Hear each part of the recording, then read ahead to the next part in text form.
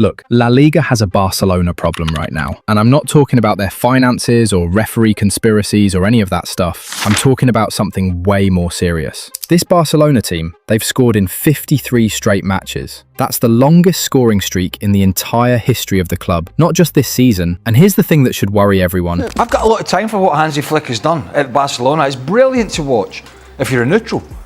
But that's the second time I've heard them this season talk about defensive stability.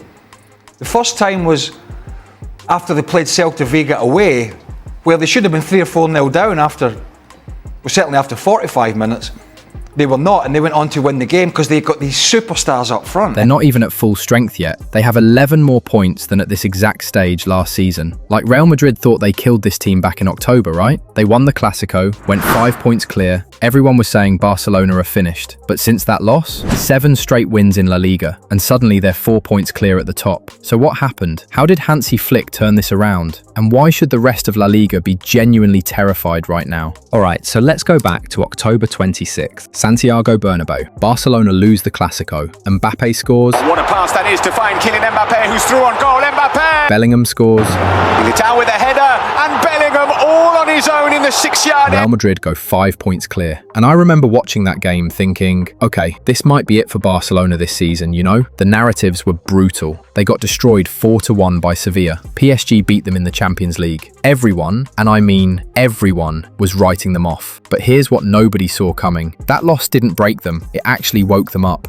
Because since that Clásico, Barcelona have been perfect in La Liga. Not good, perfect. 7 wins out of 7, 21 points from 21 possible, and they've scored 21 goals in those 7 matches. Like, they're not just winning, they're absolutely destroying teams. And you know what's crazy? Everyone keeps saying this Barcelona team is worse than last season, right? But the numbers tell a completely different story. After 17 games last season, they had 38 points and had scored 40 goals. This season at the same stage, 43 points and 49 goals. They're literally better. 14 more points than at the same stage last year, but they look shaky defensively. Yeah, because half the squad has been injured. Joan Garcia, Raphinha, Gavi, Balde, Yamal, Ferran Torres, Fermín Lopez, Dani Olmo, Lewandowski, all of them have missed significant time this season. So despite this injury crisis that would have buried most teams, Barcelona survived. And now that players are coming back, that's when it gets really interesting. Now, speaking of Flick, what he's done to turn this around is actually pretty fascinating. Because after the Clásico, Barcelona had problems everywhere. Like, everywhere. The defence was a mess. They'd conceded in 10 straight matches. The high line that worked so well last season was getting exposed. And when Inigo Martinez left in the summer, the whole defensive structure just fell apart. But Flick didn't panic. He just kept experimenting. He tried Araujo and Cubarsí, then Eric Garcia and Cubarsí. Nothing really clicked. And then he pulled out this solution that nobody saw coming. Gerard Martín as a centre-back. I know, it sounds weird, right? A left-back playing centre-back. But somehow it worked. Martín's left foot allows Cubarsí to play on his natural side. And here's the genius part. It freed up Eric Garcia to drop into midfield as a defensive pivot. More disciplined than Frenkie de Jong. More positionally aware. And listen to this. Eric Garcia has played in every single official match this season. All 24 games. The only Barcelona player to do that. Whether as a centre-back, right-back or defensive midfielder, he delivers every single time. Against Osasuna, they kept their first clean sheet in 6 matches. And I don't think that's a coincidence at all. But the defence was only half the battle. Flick also had to resurrect the attack. And this is where it gets really good. Lewandowski, who everyone said was finished, washed, too old, right? Since coming back from injury, 4 goals in 3 matches. 8 goals this season. Still putting the ball in the net like it's nothing. Marcus Rashford. This guy came on loan from Manchester United with his confidence completely destroyed, and Flick just gave him freedom. 6 goals, 9 assists in 16 matches, 15 direct goal contributions. He's literally been Barcelona's most productive player. Not Yamal, not Lewandowski, Rashford. And get this, he's one of only 6 players across Europe's top 5 leagues with 5 or more goals and 5 or more assists in all competitions this season. Then there's Fermín Lopez. Went from promising academy kid to an absolute beast. 7 goals and 4 assists. He's everywhere, making runs, shooting from distance, arriving in the box at perfect times. times. When Flick refused to let him leave in the summer, people questioned it. Now, he looks like the best midfielder at the club. But the real masterpiece of what Flick did, it's what he did with Lamine Yamal. After the Clásico, Yamal was all over the place mentally. His comments to Ibai went viral. His performance at the Bernabeu was poor. The pressure was getting to him. And Flick basically sat him down and said, look, you need to grow up. Made him play for the team instead of trying to do everything himself. And the change was immediate, like immediate. Since the Clásico, Yamal has played 5 matches and delivered 5 goal contributions. And he's looked like the most dangerous player on the pitch every single time. When this kid is locked in mentally, I genuinely think he's the best player in the world right now. And he's 18 years old. But wait, because the scariest part for everyone else isn't even what's happened so far. It's who just came back from injury. Actually, before we get to Raphinha, we need to talk about someone who's been absolutely crucial. Juan Garcia, the best signing of the season, without any doubt. This guy has been spectacular. Against Villarreal alone, 5 saves, completed 15 passes, hit 100% of his long balls, made 9 recoveries, his 6th clean sheet of the season. But here's what makes him so important. With Juan Garcia in goal, Barca face fewer shots, concede fewer goals, recover more balls, complete more passes, take more shots, and score more goals. Flick's team becomes far more organised when Garcia is in goal. Conceding less gives calmness to the defensive system, and that allows Barcelona to play better and get better results. He's the undisputed owner of the Barcelona goal this season, a goalkeeper for the present and very clearly for the future. So Raphinha is back, and I need you to understand what that means for Barcelona. Like, really understand. Last season, this guy had 60 goal contributions. Let me say that again, 60, 26 assists and 34 goals. He was playing like the best player on the planet. He destroyed Real Madrid multiple times. He got a hat-trick against Bayern Munich wearing the captain's armband. He was genuinely unplayable. And then the football world just disrespected him. He finished 5th in the Ballon d'Or. 5th. Didn't even make the FIFA Pro Best 11. These are awards where players and coaches vote, and they left him out, for guys like Cole Palmer and Jude Bellingham. So Raphinha came into this season with something to prove, and then injuries hit and he was out for months. Barcelona was struggling without him. You could just see it, you know? The intensity wasn't there, the pressing wasn't the same, but now he's back. Against Osasuna, 2 goals. The pressing is back. Those vertical runs that nobody else in the squad can make, they're back. And what I love about Raphinha is that his energy is contagious. When he sprints, everyone else wants to sprint with him. He doesn't just play well individually, he makes the entire team better. But it's not just about Raphinha by himself. It's about what happens when you put Raphinha and Yamal on the pitch together. They're like perfect opposites. Yamal creates chaos, Raphinha punishes it. Watch what happens in games. Yamal gets the ball, and defenders just panic. They collapse on him. 2 players, sometimes 3, sometimes 4. They're so scared of what he can do that they literally gang up on him. And when they do that, Raphinha is there, in the space they just left behind, unmarked, ready to absolutely destroy them. Raphinha makes a run, drags defenders with him, then cuts it back to Yamal, who suddenly has all this space. They're yin and yang. They're 10 years apart, but they play like they've been together forever. Now add Pedri into this mix, finding Raphinha's runs with these perfect passes. Add Lewandowski, who can still dominate any box in Europe. Add Fermín making chaos between the lines. Add Rashford with his pace and set pieces. This attacking setup is honestly unfair. Barcelona are the only team in Europe's top 5 leagues with 4 different players who have scored 5 or more league goals. The only one. Ferran Torres has 11, Lewandowski has 8, Yamal has 7, Raphinha has 7, and here's what's crazy, we still haven't seen them at full strength for more than like 2 or 3 games in a row. But even with that, Hansi Flick's Barcelona closed 2025 with 169 goals in 60 matches. That's an average of 2.67 goals per game, the best scoring record in the club's history without Messi. This is the 5th most prolific Barcelona team ever, and in the 4 better records, Messi was in the squad. So here's where we are right now. Barcelona are top of La Liga, 4 points clear. They've scored in 53 consecutive games. They've put up 100 league goals in the 2025 calendar year. That's only the 2nd time they've done that without Messi. They just won 7 straight after everyone said they were finished. They just got their best player back from injury. They just fixed their defensive issues. And get this, they've won 8 consecutive La Liga matches by a margin of at least 2 goals. That matches their best run since 2017. And the most important part of the season is starting right now. Real Madrid thought they'd broken this team in October. Instead, they just gave Hansi Flick the motivation to build something absolutely absolutely terrifying, because that's what Barcelona are when everyone is healthy. When Juan Garcia is in goal, when Pedri is controlling the game, when Raphinha and Yamal are playing together, when Fermín is making those runs, when Lewandowski is finishing chances, when the defense is actually solid. They don't just beat you, they embarrass you. 4 goals, 5 goals, 6 goals, and they make it look easy. La Liga has a Barcelona problem, and the problem is simple. When this team is clicking, nobody can stop them. Not Real Madrid with their identity crisis and fractured